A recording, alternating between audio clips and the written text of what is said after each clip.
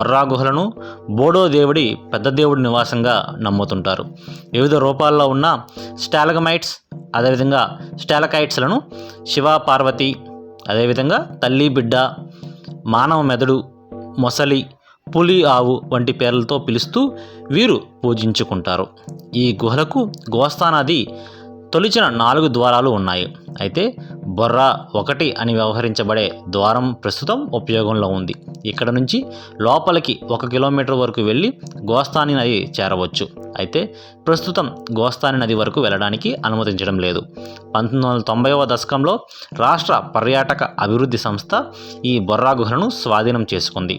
గుహల వెలుపల ఉద్యాన పెంపకం, మొక్కలు నాటడం వంటి వాటిని చేపట్టడంతో బొర్రా గుహల పరిసరాలు చాలా అందంగా మారాయి.